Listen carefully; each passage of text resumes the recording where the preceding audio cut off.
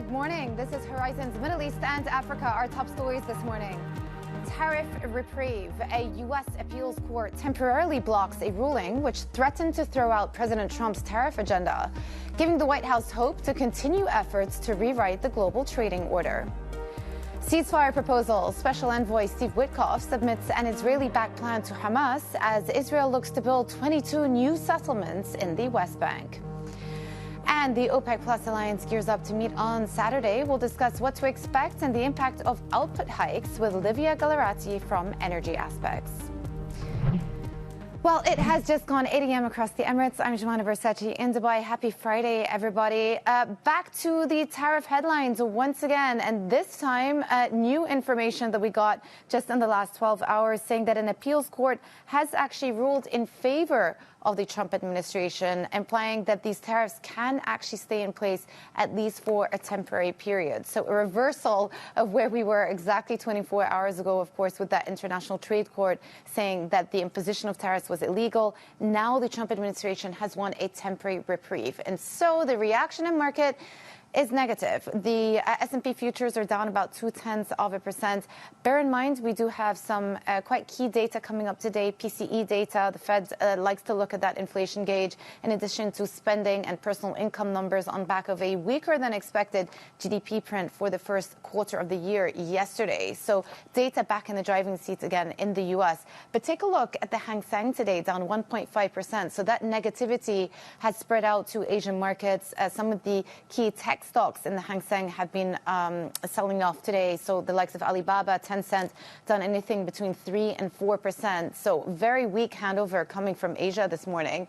Take a look at gold as well. At one point yesterday, we did bounce 1%. Today, we're coming off 0.7%, despite, again, geopolitical uncertainty being thrown into the mix as well. We were just above 3,300. We're below that now. And then Brent, all eyes on the energy complex today. We're slipping in line with the risk-off sentiment, down 0.5% as we head into a big decision out of those voluntary cutters in OPEC+. We're going to talk more about that on the show. But let's switch over. Sometimes it's good to zoom out to get some perspective and take a look here at the divergence between equities performance and the recovery since April, since Liberation Day, so to speak, versus what has happened to the USD. And you can see quite clearly from this chart that equities have fully recovered the ground that was lost. We're basically flat on the year now for the S&P. But the dollar hasn't. DXY is still down about 8% year to date. So that white line has not recovered. We've basically been flatlining around these levels for the last month or so, suggesting that that de-dollarization or that move away from the USD or the hedging of USD assets continues despite the recovery we've seen in stock markets. So something worth noting there. Well, let's go back to the top news story. A federal appeals court has temporarily blocked a ruling that threatened to throw out the bulk of President Donald Trump's tariff agenda, offering the White House some hope it can continue to reframe the global trade order. For more, let's bring in senior editor Derek Wallbank. Derek, okay, so a lot of headlines being thrown into the mix in the last 24 hours. Just makes sense for us what this appeals court has ruled and how it's likely to impact the direction of travel for tariff policy moving forwards. Well, there's a lot of legal whiplash and a lot of details, but let me do as quickly as and simply as I possibly can. Yesterday, it seemed like Donald Trump's tariff agenda had taken a full frontal hit, being ruled out by a court in the United States. Overnight, that ruling was paused, not struck down, but paused. And so the tariffs are allowed to remain in effect, those that are in effect. So that's kind of where we are. This is going to be a process that goes forward. There will be positive sentiment headlines. There will be negative sentiment headlines going through up and until what could be a Supreme Court decision that would be an absolute landmark decision about the president's tariff abilities. And at stake is the central economic plank of the way that Donald Trump wants to reorder the global economy. So it's not like this is limited in scope in some way. This is a very major thing, but there is a lot of uncertainty that we're going to get to because this was a flat-out ruling that said no, and this is an appeal that they're seeking yes. Now, the one thing I will say, Jaman, about this is that The White House does have other options. They are harder, they are narrower, they come with delays. The president said on his Truth Social platform that they would weaken his hand, weaken his presidential powers. But there are other options. The White House is making very clear, even as they're pursuing this as Plan A, there are some Plan B steps that are possibly available to them. Yeah, and all of this just creates further uncertainty on policy, but also on the legality of it all. So what is the read-through when it comes to these trade negotiations with trading partners, especially the big one, China, with Scott Bessent saying that it is necessary to probably have that Trump-Xi call in order for these discussions to continue. But at the same time, if your counterparty doesn't understand whether these tariffs are legal or not, it doesn't leave a lot of room for negotiation or successful negotiations. Yeah, well, Bessent did say that the talks with China were, I think his words were, a bit stalled. And that's probably a bigger issue than this, but this will certainly play in, as will other things like the U.S.'s move to curb university visas and things like that for students. There's a lot at play there. The one that I'm really watching is Japan. There are talks that are meant to be held that are still theoretically ongoing. Bessent has said that some of the deals that are close, are still in the works, and he said he hasn't noticed any real change in the negotiating posture from these countries in the last 48 hours. He said they're still coming, they're still seeking deals. I guess we'll know when we see the talks and how they play out. But there certainly have been some that are in very advanced stages, or where there have been a lot of high-profile talks. Japan is one, India is one, Israel's one. I think the UK already came to a top-line deal. We've heard noise about European negotiations, etc. So those are some ones that maybe I would be looking at. But Japan really number one to see how this plays out. Make no mistake, whether or not, however you sort of peer into your crystal ball and look at this and figure out how a court ruling might go, whether you're in a capital nearby or an ocean away, you do have to factor this in, and you have to come to some determination, and it's going to affect the negotiating posture if you think that Trump's hand may not be as strong as the president has been intimating it will be. Yeah. That's exactly it. So the likelihood is that they'll have less negotiating leverage with these discussions. Senior editor Derek Wallbank, always good to talk to you. Well, President Donald Trump has also pushed the Fed Chair Jerome Powell to cut rates at their first in-person meeting since his inauguration. We saw, the president and I both saw the statement that the Fed put out after the meeting. That statement is correct. However, the president did say that he believes the Fed chair is making a mistake by not lowering interest rates, which is putting us at an economic disadvantage to China and other countries. Well, joining us now is Ozan Özkural, founder and managing partner at Tanto Capital Partners. Ozan, always good to talk to you. It looks like we're back to tariff roulette, I would say. You just don't know where it's going to land. And now Trump administration is getting reprieve on the ability to impose tariffs. Does this all net? Obviously, we know that it creates more uncertainty in the trading environment, but does it just mean that volatility maybe is underpriced? Good morning, Jumana. Happy Friday. Yes, of course it is. As we discussed in the previous programs, the name of the game is trying to price volatility in the markets. It's just that volatility that we need to price is no longer what it used to be. We need to increasingly, so it seems, try to price the involvement of the judicial branch in the U.S. in trying to understand how volatility will take shape. Obviously, tariffs will continue to be a core part of the new negotiations and the world order that we are living in. And the markets are finding it quite difficult to price all of this complexity. So we are in for a rough ride, and I think we will continue to be in for a rough ride for a while to come. I was looking at a chart at the top of the show showing that there's been a full recovery of stock markets, at least U.S. stock markets, since Liberation Day. Not the case for the USD. Do you expect that structural underperformance of the dollar to continue in the absence of policy certainty? Look, I think having an element of hedging against overexposure to U.S. assets is normal. Ultimately, investors, we're all trying to balance our portfolios and hedge it as best as possible. I do think, however, that in the medium to long term, this will rebalance again, as U.S. is one of the only countries in the world where innovation takes place in size, will continue to take place in size. And so within the DM space, within the Western Hemisphere in particular, I do believe that U.S. dollar will end up rebounding at some stage. Looking at the global macro, we are witnessing a significant challenge, I think, to the feasibility of long-term debt as an asset class. I think that's an element, and that's something that we should talk more about, as there is a number of different factors that investors just cannot price in to try to, go along the long end of the debt curve. Yeah. So let's talk about that then.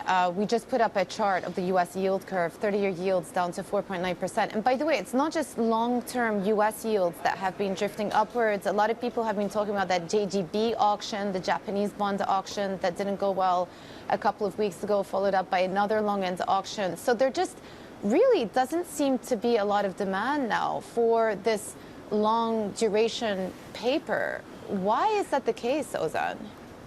Look, I think it's just very difficult to price in political risk. Governments come, governments go. They all have a different perspective towards spending. I do believe that most governments have become reckless in terms of their approach towards borrowing. And, does this mean that countries in developed markets will default? No, it doesn't. But do we really want to finance these governments in the long end of the curve? I think it's a very difficult ask. And the Japanese auction was an interesting one. They went out with a trillion yen target. They came up with 750 billion yen or so. It's at the highest yield for the past 25 years almost. And there is a significant repricing that needs to be done.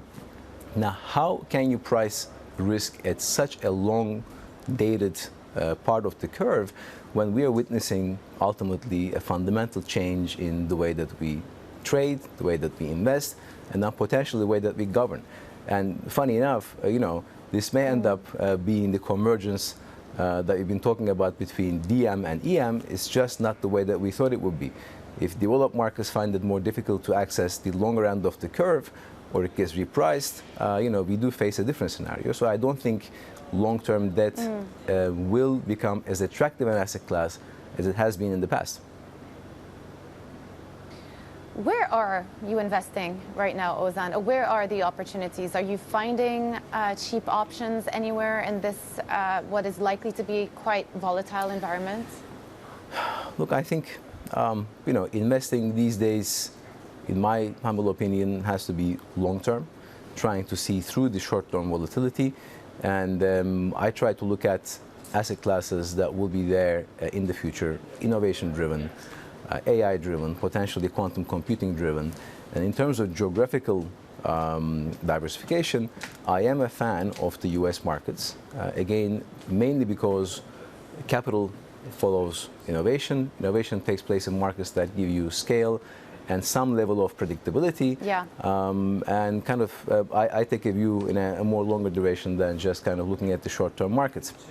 The one thing I will say, Jumana, though, I think something that is worth noting is that because there is so much complexity that we all have to digest, we do, in the markets, generally end up missing certain, I think, factors of risk. Now, we're talking about that, I think the Trump legislation around the tax bill that has this 899 clause that may end up taxing foreign investors or investing in U.S. assets. These kind of things are not conducive to pricing risk in the short term. So I try to take a look at it in the longer term horizon, again, focusing mainly on innovation and where innovation is likely to take place.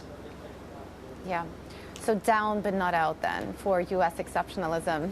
Ozan Özkural, founder and managing partner at Tanto Capital Partners, thank you for joining us on the show. Well, coming up, Israel says it will build 22 new settlements in the West Bank in a move that could further complicate the path towards a Palestinian state. We are live in Jerusalem next. This is Bloomberg.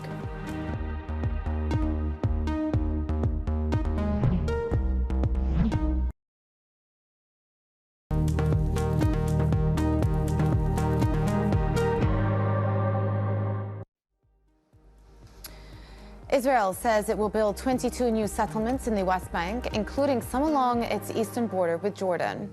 It's a development the nation's defense minister says would strengthen its grip on the territory and prevent the establishment of a Palestinian state. Meanwhile, the White House says a Gaza ceasefire proposal has been submitted to Hamas. Let's go to Jerusalem now and speak to Bloomberg's Dan Williams. Let's just start with this ceasefire proposal, Dan. What is the likelihood that we actually do get a ceasefire breakthrough in the coming days? Well, Israel's already said it accepts this plan. This plan hews largely to what the U.S. envoy Steve Witkoff proposed back in early March. Back then, Israel also said it accepted it. Hamas did not. Hamas has yet to deliver a final decision on the plan this time, this round, this iteration. There are reasons that Hamas might want to accept it. It's under increasing pressure in the Gaza Strip, not just militarily, but also because of the Israeli cutoff of aid, or actually the Israeli creation of an alternative aid system that's getting on its feet now, and which seeks to isolate and sideline Hamas, split it off from the suffering Palestinian population in the Gaza Strip. Again, we don't know if Hamas will accept it. Hamas's main objections so far appear to be in the endgame formula here. It appears to be fairly hazy as to how this war might end. It's worth remembering Hamas wants to end this war while remaining largely in power in place, and Israel wants to end this war with Hamas out and gone. It's very hard to see how those two would be bridged, so we're waiting in the coming hours to hear a Hamas response. I want to ask you about the proposal to build an extra 22 settlements in the West Bank and some of the language that has come out of key Israeli officials in the last 24 hours suggesting that this could be a plan to eschew the possibility of a future Palestinian state. Talk us through what is going on and some of the conversations that are being had right now within the Israeli government. Well, in principle, this shouldn't be that surprising. Successive right-wing Israeli governments have said they're determined to expand settlement in the West Bank. This is in defiance of most world opinion, which sees this territory as a future Palestinian state, which sees those settlements as illegal, as being constructed in territory captured in war. The reason I think this is interesting now is the timing. We just discussed this ceasefire proposal. In terms of Israeli domestic opinion, some of Prime Minister Netanyahu's religious nationalist partners would very much balk. In fact, they've already publicly said they would oppose a ceasefire that entails easing up the pressure on Hamas, withdrawing from some of the territory captured in the Gaza Strip, potentially even ending the war with Hamas still in place, if that's what Hamas manages to achieve. So it could be that the timing of the announcement is to mollify those government partners and assure them that in the West Bank, at least, their wishes are being fulfilled. It's also worth remembering that next month in June, there is an international conference in New York, headed up by Saudi Arabia, by France, which intends to revive the idea of Palestinian statehood. Israel is opposed to it, especially after the October 7th attacks that sparked the Gaza war. This could be a messaging for those international powers that that plan is a dead letter. Yeah, which obviously would impede any further progress on some of those potential normalization talks in the region as well with key Arab states. Dan, thank you so much for the reporting. Bloomberg's Dan Williams in Jerusalem. And coming up, we are live at the Shangri-La Dialogue in Singapore, where defense ministers from around the world are discussing U.S. isolationism, tensions in the South China Sea, and defense spending. This is Bloomberg.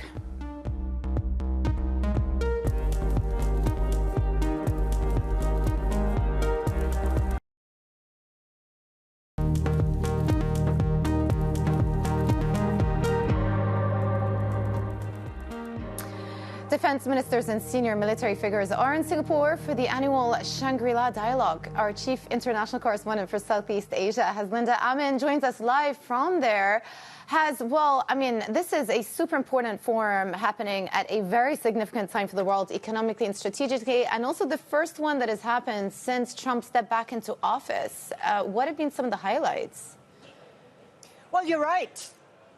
And you're right. You know, we know about the uncertainty out there, the chaos out there. In fact, the world has not been in such a position in decades now. And a lot has to do with Trump's policies and messaging. Remember, he talked about how he wants to take over Gaza, Greenland, the Panama Canal. He also talked about perhaps Canada becoming the U.S. 51st state. And all that messaging is not helping. A lot of questions about the reliability of U.S. as a strategic partner here in the Asia-Pacific, which the U.S. calls the Indo-Pacific. Lots of questions of whether or not the countries here want to continue to rely on the U.S. We have the likes of China to play that role increasingly. We saw how Xi Jinping made that trip to Southeast Asia. And in return, we've seen the likes of Anwar Ibrahim, the Prime Minister of Malaysia, who's made 3 trips to Beijing in just 2 years. So lots of question of whether or not that, you know, countries want to continue to rely on the U.S. What could be an alternative? Who could be an alternative? Some say perhaps Japan. Its strategic position has shifted, and that shift is the biggest in 70 years. And we have the likes of France, Macron, making that speech later today at 5 p.m. local time. And Macron comes to Asia, pitching France and the European Union as a more respectful, more reliable alternative to the U.S. So lots of questions on who and what alliances would go from here. Yeah, and I've only got about a minute here, and I know this is a big question, but is there an opportunity here for some military diplomacy between the U.S. and China? Well, that's a tough one. This is usually the right platform, but it is a no-show for China's defense minister. It is the first time that it's been a no-show for that position since 2019. So in terms of conversations at the highest level, well, that is not going to happen. Of course, we have Pete Hegseth leading the delegation from the U.S., which has been touted as the most robust in years. And that, they say, is a reflection of its commitment to this part of the world. But in terms of U.S.-China, at the highest level, those conversations won't be happening. Jill. Yeah. Most definitely appears to be the case with the lower level delegation that they're sending. Bloomberg's Hazinda Amin, always great to have you on our show. Thank you so much for the reporting. Well, coming up, as OPEC Plus meets tomorrow, or the voluntary cutters meet tomorrow to decide on a July output hike, we discuss the factors at play with Livia Gallarati, the global crude lead at Energy Aspects, with a lot of focus on the price action in oil over the last couple of days, heading for what looks like to be a second week of losses. That's all coming up next. This is Bloomberg.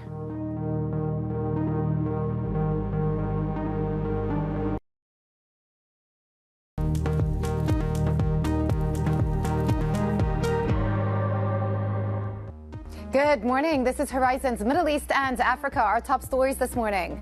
Tariff Reprieve. A U.S. appeals court temporarily blocks a ruling which threatened to throw out President Trump's tariff agenda, giving the White House hope to continue efforts to rewrite the global trading order. Ceasefire proposal. Special envoy Steve Witkoff submits an Israeli-backed plan to Hamas as Israel looks to build 22 new settlements in the West Bank. And the OPEC Plus alliance gears up to meet on Saturday. We'll discuss what to expect and the impact of output hikes with Livia Gallarati from Energy Aspects.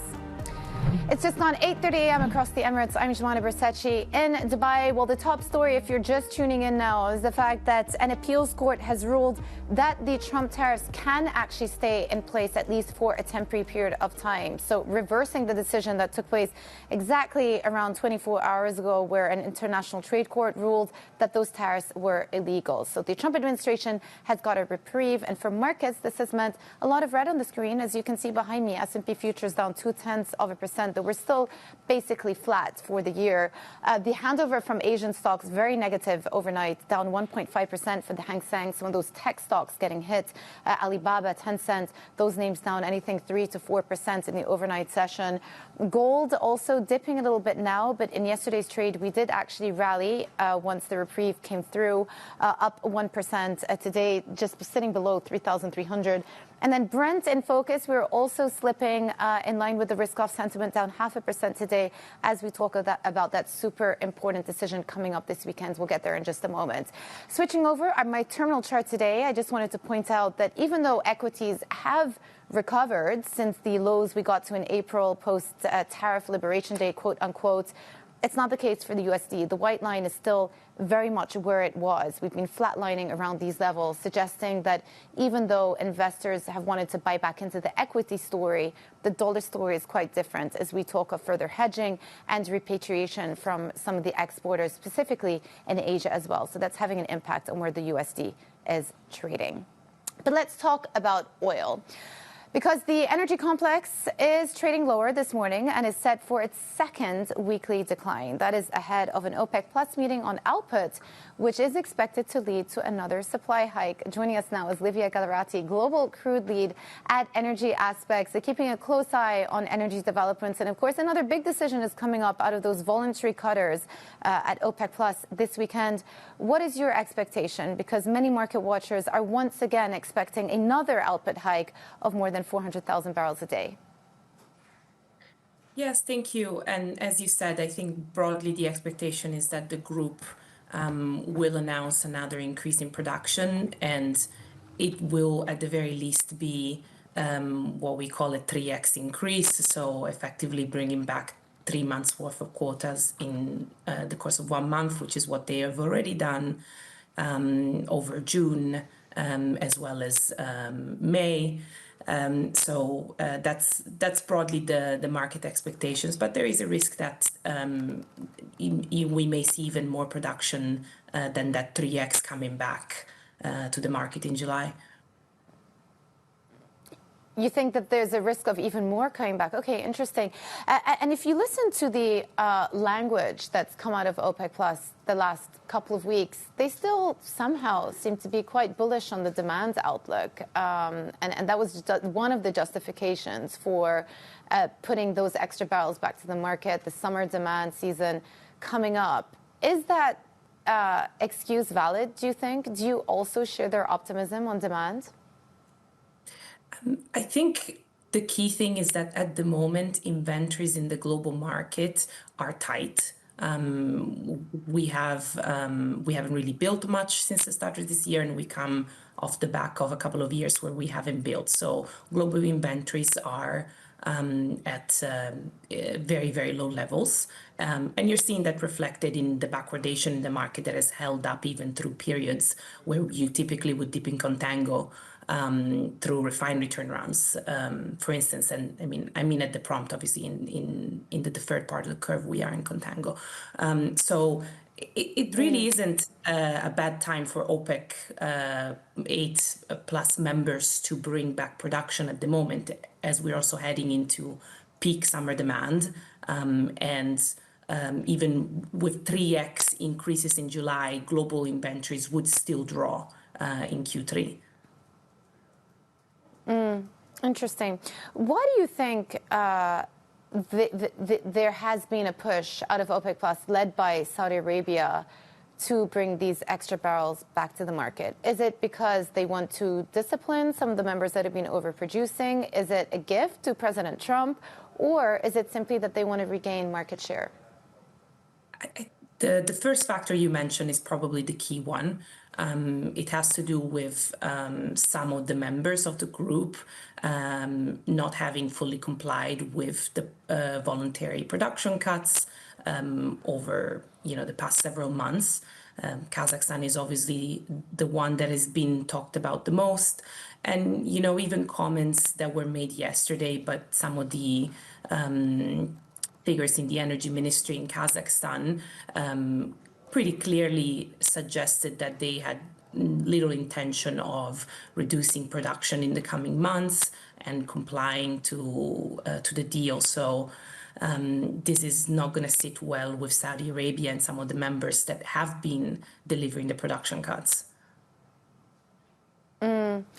Can I ask you, Livia, I've spoken to so many people over the last few weeks, and with the exception of obviously the official language that's coming out of OPEC+, most market watchers seem to be pretty bearish and expect a buildup of supply, a mismatch between supply and demand by the end of this year. Where do you think the upside surprise to oil may come from if it does materialize?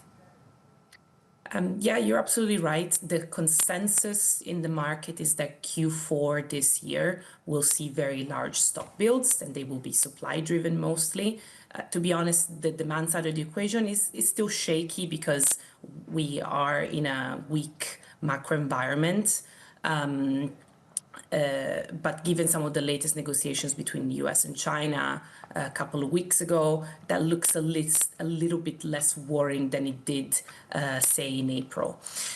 In terms of what could be the bullish factor, there's always the question of what will happen in terms of sanctions on Iran and Russia. The market really isn't pricing in a risk of tightening of U.S. sanctions on Iran and that leading to lower production and exports. Yeah. That's obviously not a guarantee that will happen, but it is a big risk. And should something materialize on that side, that would be a surprise to the market and crude prices. Yeah, geopolitics always come back to bite. All right, Livia Gallarati, thank you so much for joining us. Global Crude Lead at Energy Aspects. Well, Bloomberg understands that the Saudi Sovereign Wealth Fund is exploring an IPO of a wholly owned tech firm. The PIF is considering taking Saudi information technology public as the kingdom steps up efforts to raise cash for its economic diversification drive. The deliberations are at an early stage, and details such as the size and timing of the offer are still under discussion. An American flag has been raised outside of the long-shuttered U.S. ambassador's residence in Damascus on Thursday. The move comes as ties between Washington and the new Syrian government continue to strengthen. Syrian state media said the U.S. ambassador to Turkey, Tom Barak, who has also been appointed special envoy to Syria, arrived to inaugurate the residence. Washington has not formally reopened its embassy in Damascus, which closed in 2012 after protests against then Bashar al-Assad was met by a brutal crackdown. Now, the South African Reserve Bank has resumed its easing cycle to offer support to a stuttering economy. Policymakers cut the interest rate by 25 basis points to 7.25%. That is the lowest in more than 2 years. The central bank also revised down its inflation forecast. Factors include scrapping plans to raise VAT, a stronger exchange rate assumption, and lower global oil prices. Lower borrowing costs should help shore up an economy that the central bank now expects to grow 1.2% in 2025. That is slower than its previous forecast of 1.7%. Coming up, picking up where the UK has left off, the US considers a plan to deport people to Rwanda. We're live in Kigali with the details. That is coming up next, and this is Bloomberg.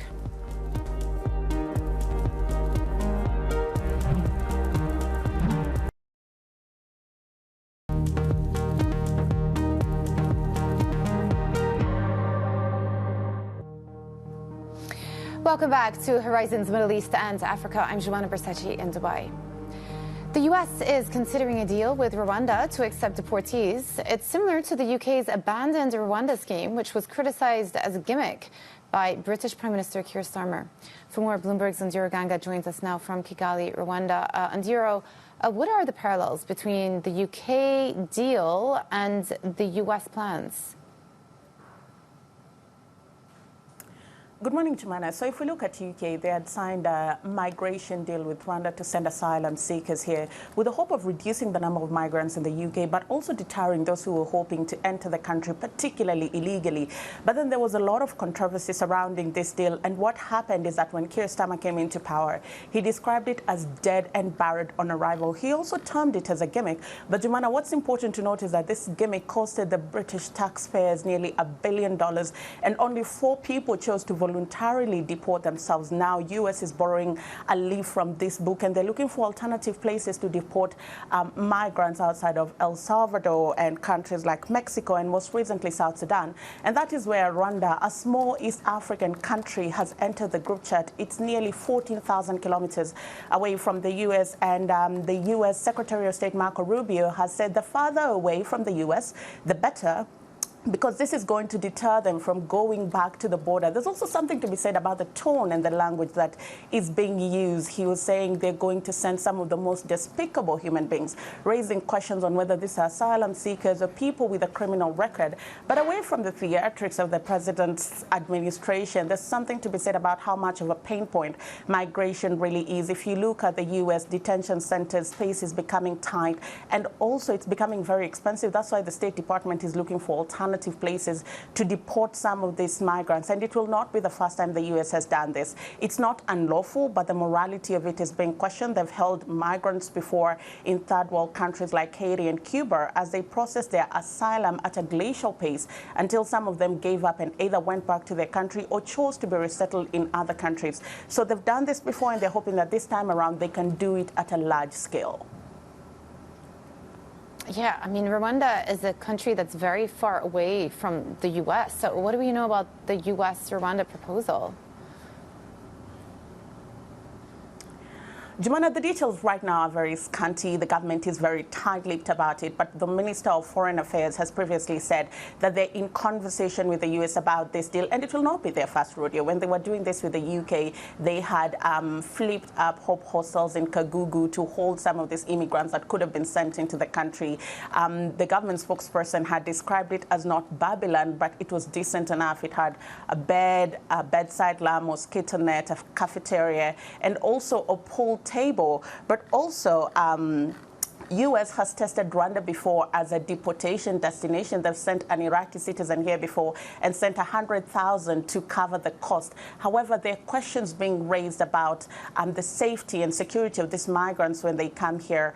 There are questions about the size of Rwanda, its ability and its infrastructure to absorb refugees at a large scale. And also a UK court had ruled that there could be risk of refoulement of these refugees, but that is not going to deter President Donald Trump. If this deal goes ahead, the morality of it is not going to matter, because migration is a bigger pain point than the efficacy or the ethics part of it. For Rwanda, it will be a big win, not only financially, but politically, because U.S. is brokering a peace deal between Rwanda and DRC, and DRC already offered U.S. critical minerals in exchange for security. So this is something that Rwanda could leverage on. Yeah, very well put. Bloomberg's Ntiro Ganga in Kigali, Rwanda. Thank you so much. Well, U.S. President Donald Trump will hold a news conference with Elon Musk at the White House to mark the Tesla CEO's departure from his official Doge role. Musk's departure comes as he faces critical times for his companies, including Tesla's rollout of full self-driving cars and a robo-taxi service in June, and setbacks at SpaceX and xAI. The future of the Department of Government Efficiency is uncertain with Musk's departure, and Congress faces decisions about making the cuts to federal spending and agencies permanent. Coming up, the case against Google's search dominance in the U.S. courts is heading into final arguments. We'll look at how it's already changing online searches. That's next. This is Bloomberg.